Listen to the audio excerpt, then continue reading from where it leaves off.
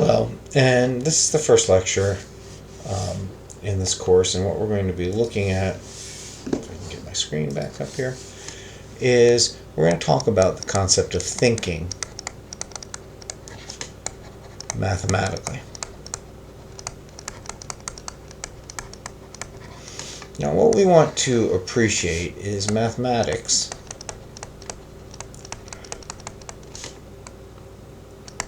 is a collection of tools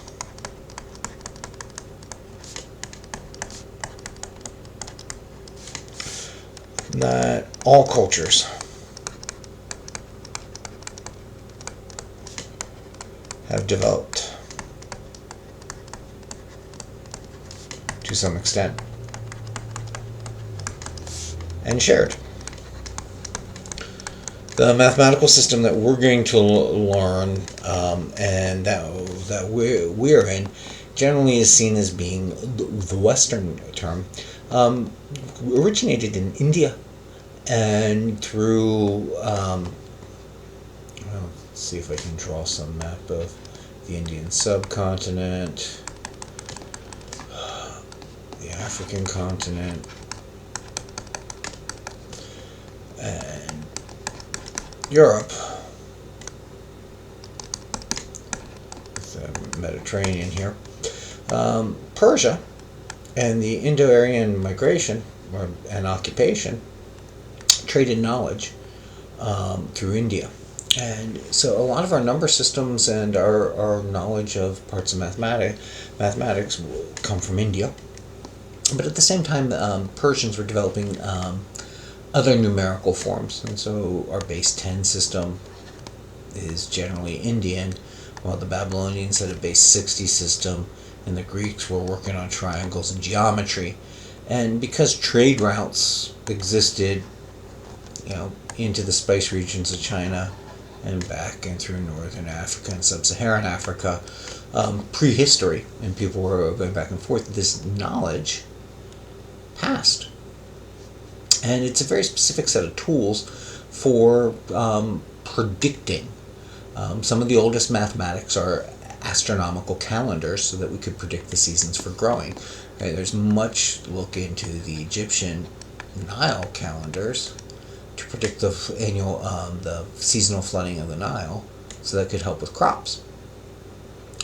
And the mythologies that were tied into this, but the mathematics that went into it. Because all these cultures shared mathematics. Now, we tend to think of mathematics as numbers.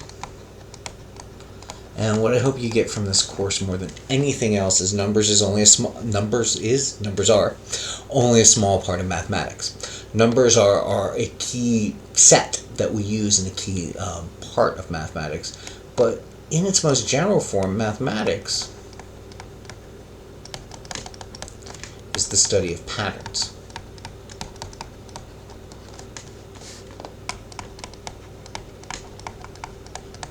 And specifically making predictions from a pattern.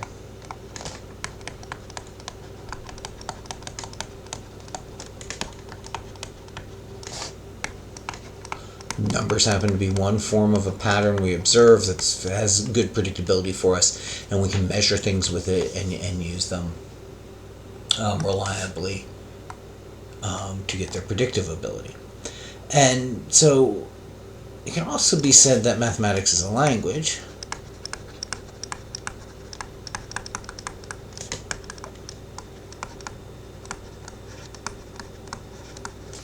For abstracting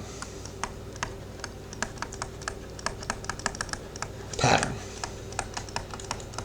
I will often tell students that,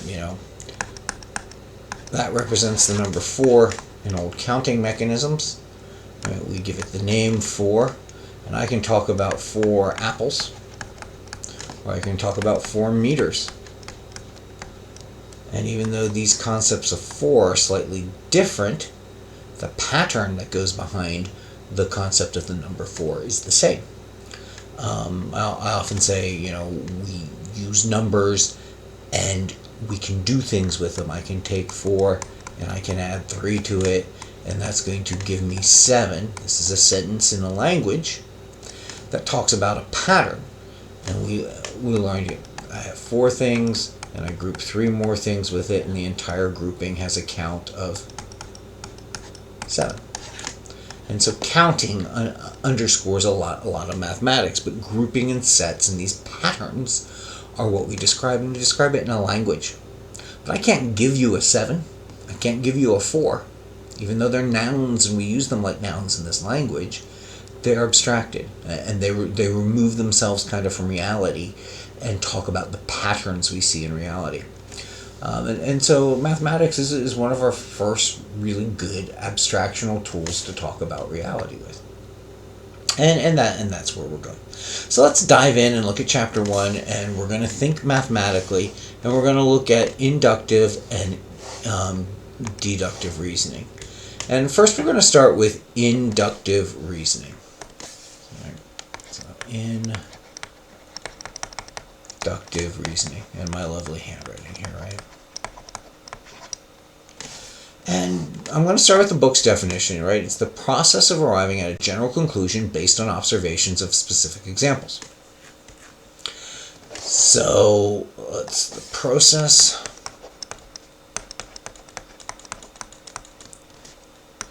of arriving at a general conclusion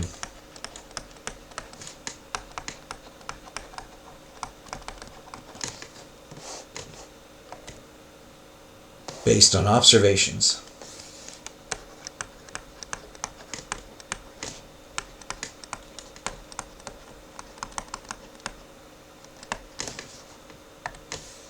of specific examples.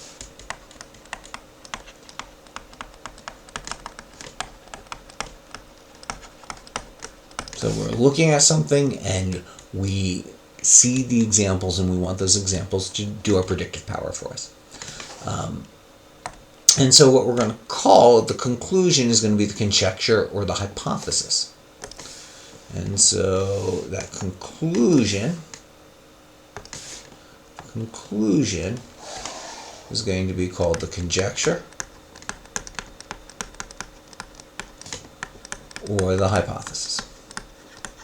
So notice what we're doing here. We're taking some definitions and we're talking about how we're going to think. And we're going to use these thinking patterns and these definitions to build out what we need. Now, the hypothesis or conjecture may or may not be true. Right? If there are an infinite amount of examples, we might not be able to say it's true for every possibility. It might be true for everyone we've seen. There are some mathematical theorems or conjectures and hypotheses right now that have not been proven, even though they haven't been disproven, but we have no way of guaranteeing they'll always work. And inductive reasoning and these specific examples, if they're finite, we might be able to say things are definite. But for some of the infinite things that we deal with mathematically, inductive reasoning doesn't always get us where we need to go. But inductive reasoning has this really nice kind of counter, which is called the counterexample. And the counterexample is a case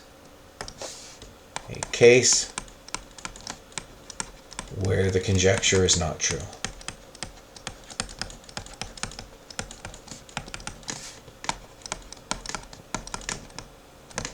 Now, it might be useful to have a hypothesis that's only limited for a certain area, and the counterexample might be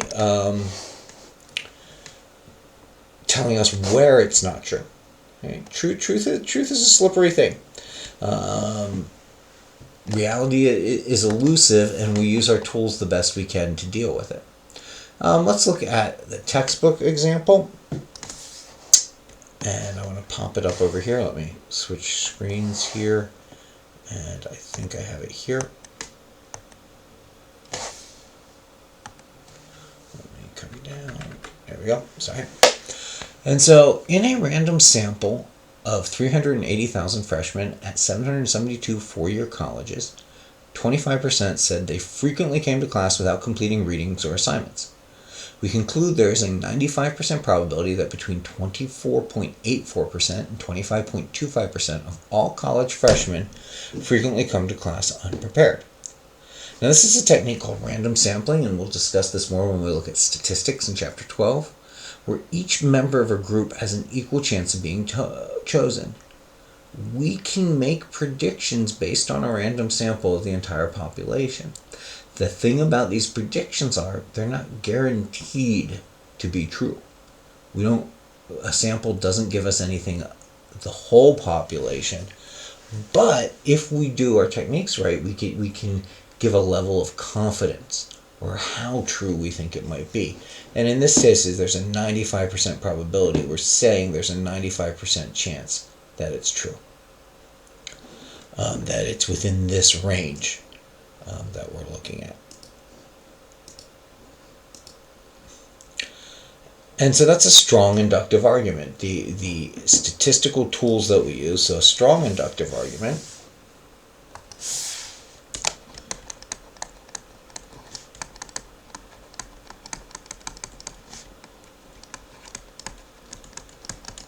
has many examples, or a solid technique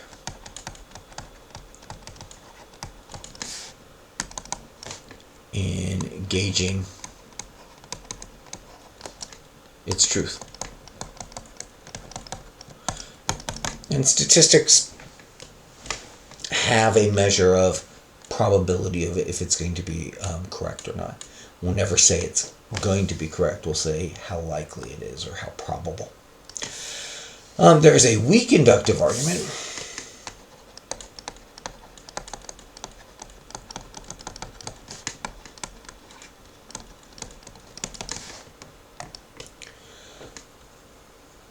which is that there's not enough information,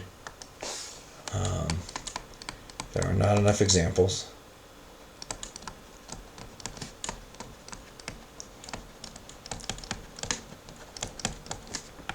or there is bias that makes it so we cannot guarantee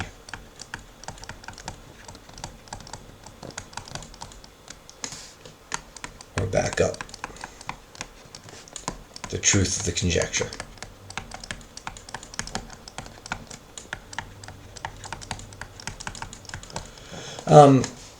A thing that helps with strong inductive arguments, especially in a sampling technique, is if we do things randomly. If we do things randomly, we have this idea that no matter where we pick, we get the same results. But I'm going to jump to an example in the book here again.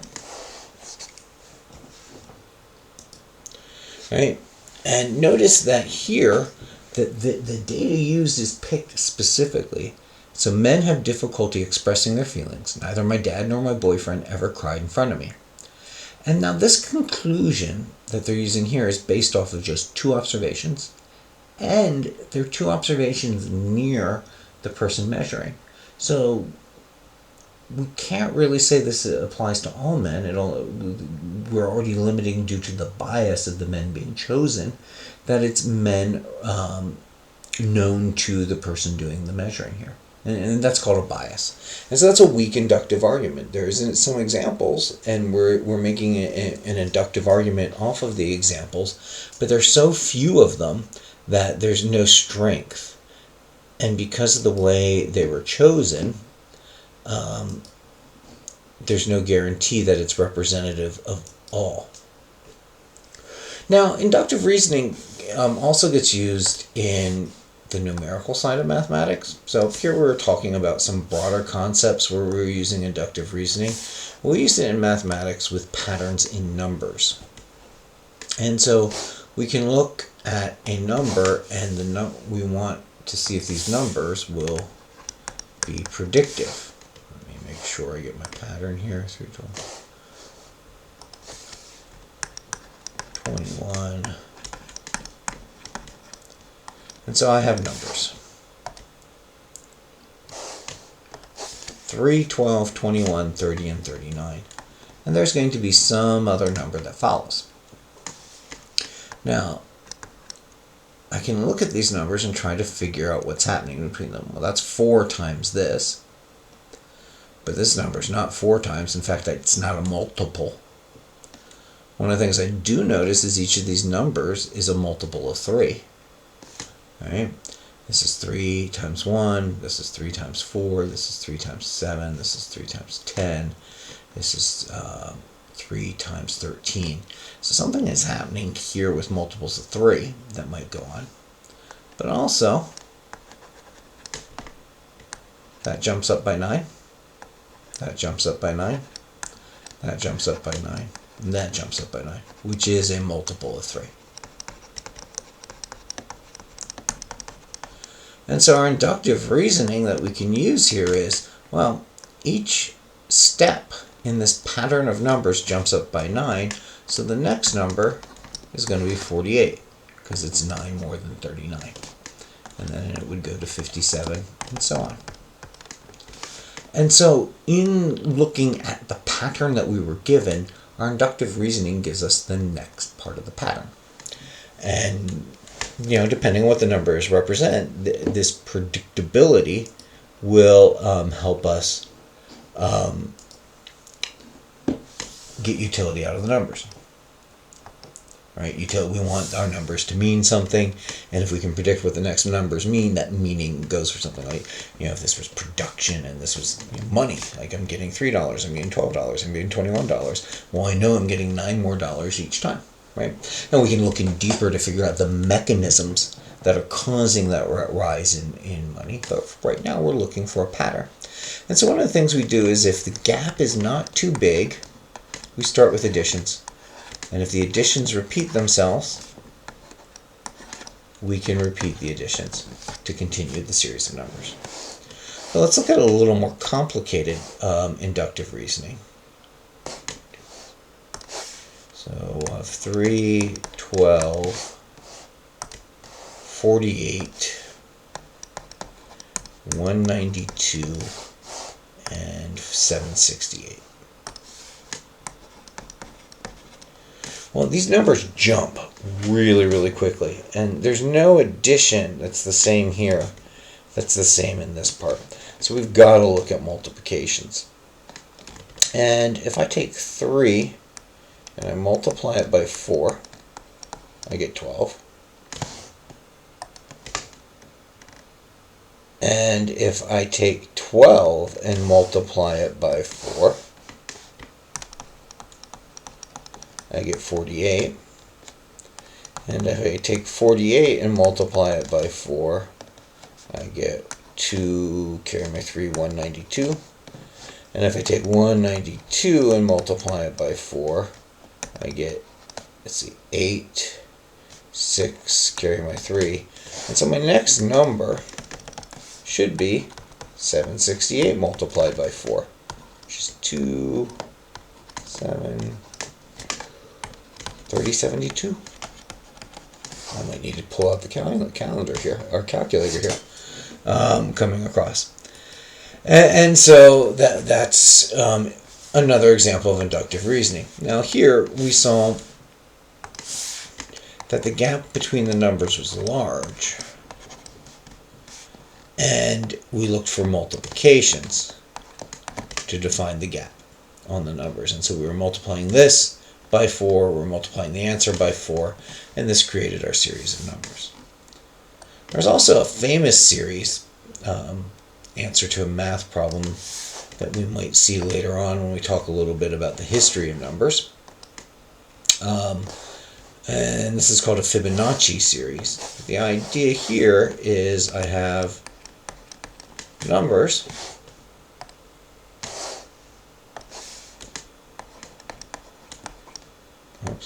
get my commas. And there's a pattern on these. Now, this number is an anchor, and this number is an anchor in this series. They're not changing. And when you have two anchors, usually it means something is going to combine. And what happens here, and this gets used a lot in growth, and I'll show some examples of how the Fibonacci series shows up in nature. This is called the Fibonacci series.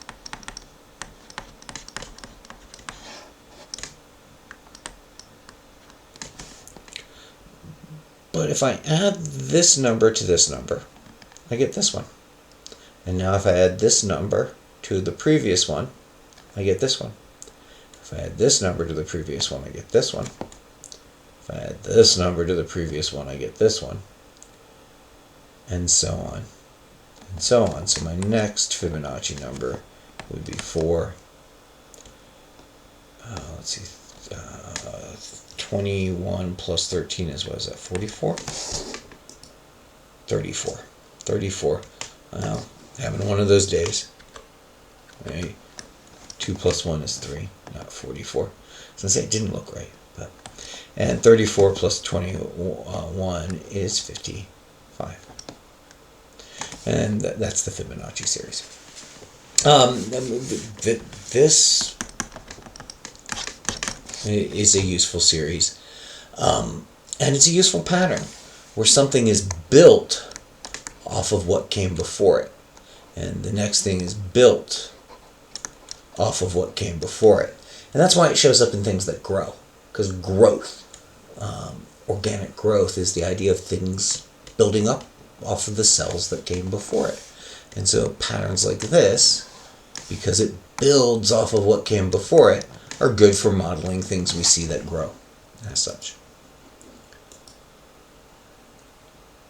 Alright, so sometimes inductive reasoning doesn't help us when we don't have enough information.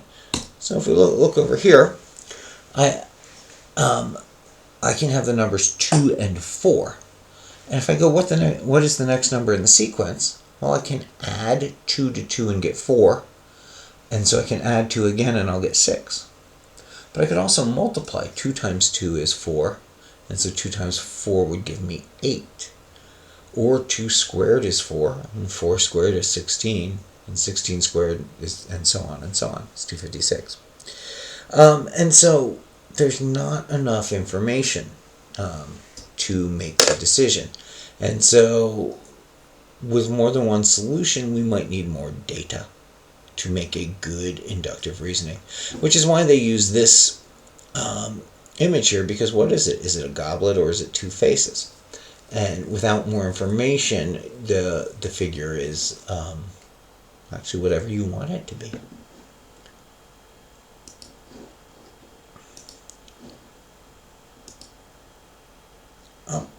And I'll pull over. Another type of inductive reasoning is we can see a pattern. And I'm going to try to interact with my slides here. Hopefully it'll go okay. And so one of the things to notice here is there are kind of 2 patterns going on. There's an external shape that alternates from circle to square to circle to square. So this is going to be a circular shape. And then inside of it, there are 1, 2, 3 dots going counterclockwise, or going clockwise, but the 1 is moving counterclockwise. See how the 1 moves? And so I would expect to see, oops, not letting me draw. Let me see if I can get some ink here.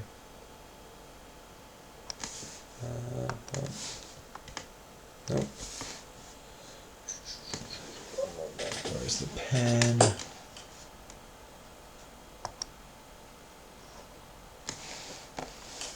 Oh, let me draw over here. Come back to this. Not me. I would expect to see, so we had a circle, a square, a circle,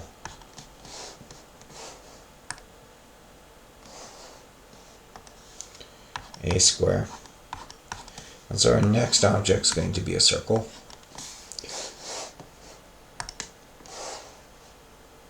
and we had 1 pip, 2 pip, 3 pip, and the 1 moved counterclockwise, so we had 1 pip, 2 pip, 3 pip, and on the next one, 1 pip, 2 pip, 3 pip, and then 1, 2, 3. So on this last, the new one, the one that wasn't in the slide, as it would expect, it would rotate to that. And so on and so on. And so we have 2 patterns. We have an exterior shape pattern, and then we have the placement of the pips inside of it. And what's neat about this pattern is it doesn't repeat for a while, because it took me, let's see, 1, 2, 3, 4 rotations to get back to where I started. And all of these are using inductive reasonings. We're using the examples that came before to predict what's going to come next.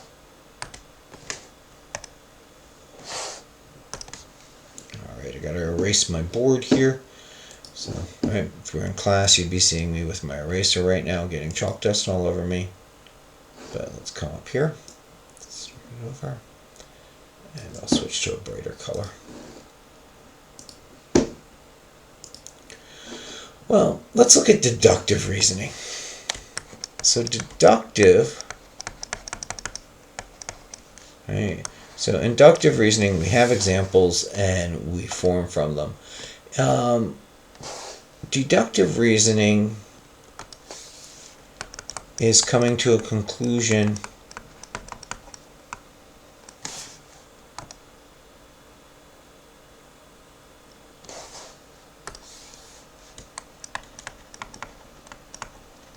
from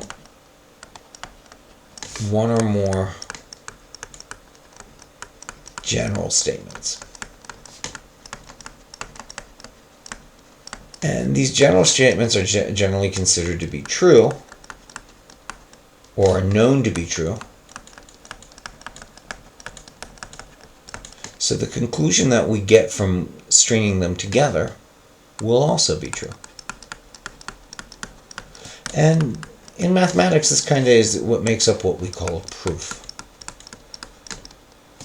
or one of the forms of proof. So there's a couple different proofs. We can, prove things in many different ways, but deductive reasoning is one of the forms of proof. And what comes out of deductive reasoning is a theorem.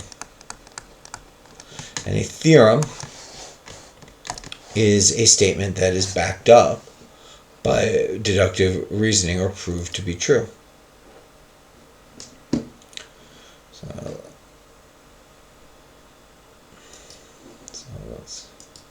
And so here's the example. If you're playing Scrabble and you try to use the word Texas, and the other player will go, well, you can't use the word Texas.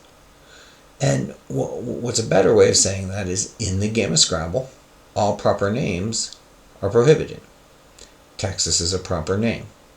Therefore, Texas is prohibited in Scrabble. Notice the pattern here.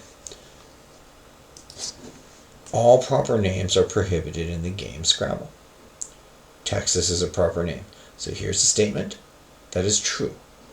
Here's a statement that is true. But the combination of these two true statements is, therefore, Texas is prohibited in Scrabble.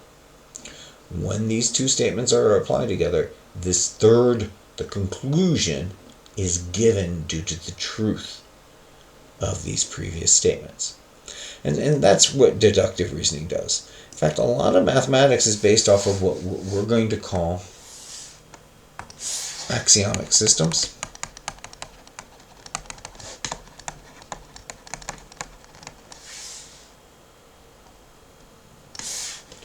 Where there are a collection of truths called axioms that cannot be proven,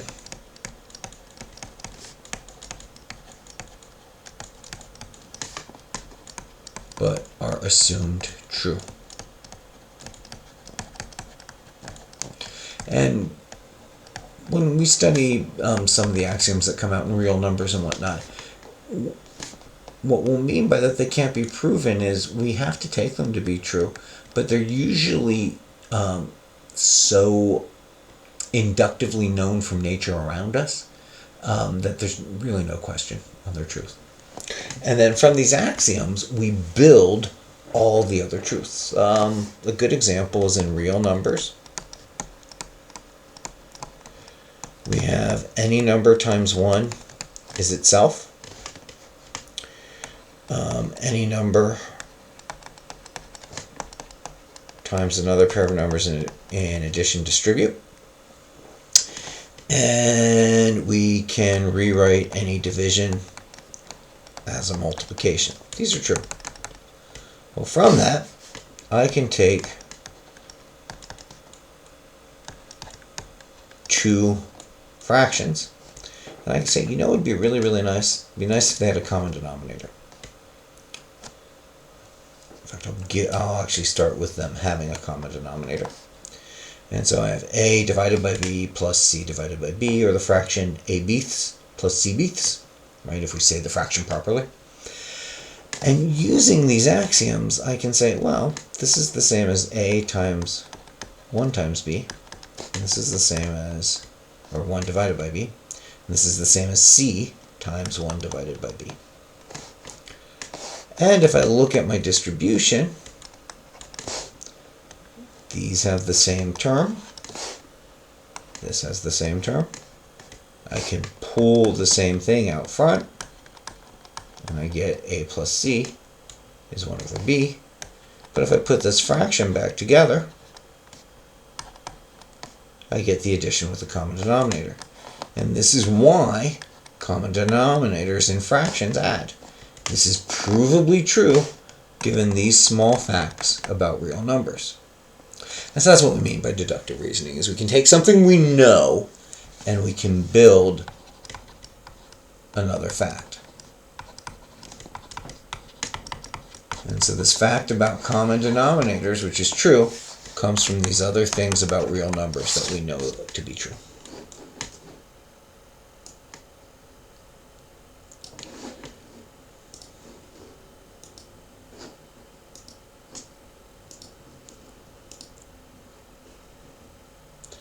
All right, well, let's look at another example here. I'm going to write this one out. So we're going to have some rules. I'm going to select a number. And then I'm going to multiply it by 6. So multiply it by 6.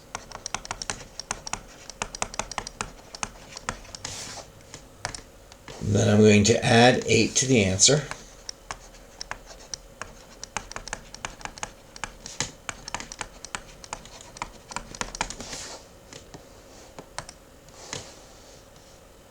I'm going to divide this sum by 2.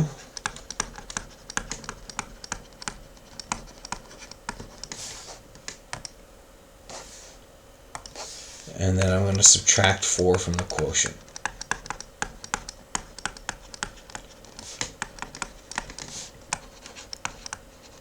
Whoops.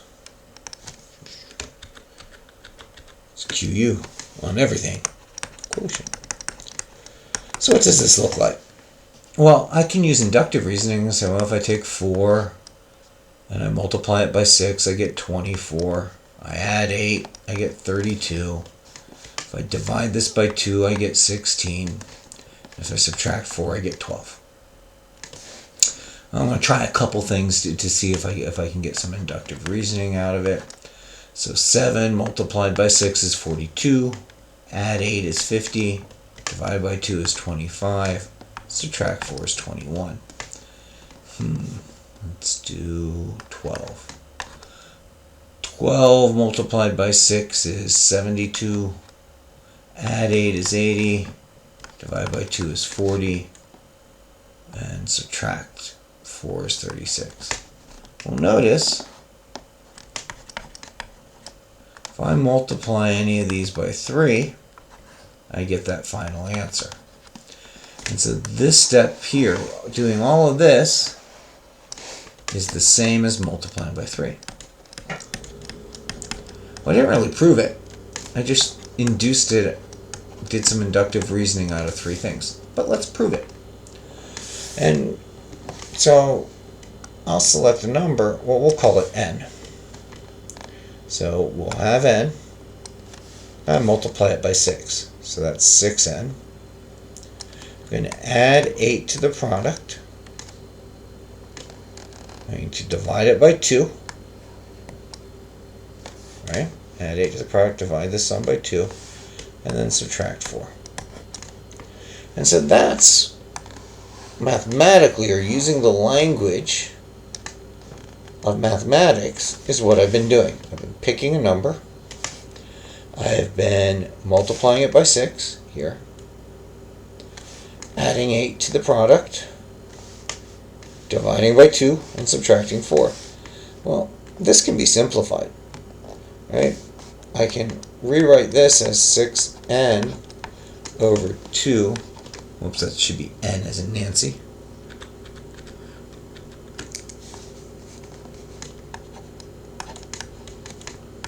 Plus 8 over 2 minus 4. And this simplifies to 3n. And this simplifies to positive 4 minus 4.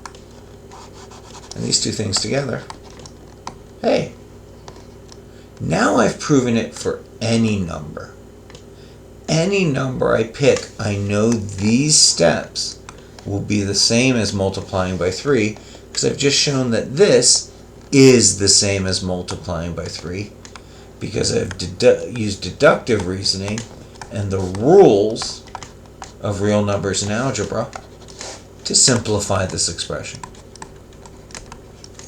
And so that's the difference between inductive reasoning and inductive reasoning on a number set. Alright, that's the first part of this lecture, Chapter 1, Section 1. If you have any questions, go back, look at some of the examples in the book, give the homework some go on this, and if you need anything, holler.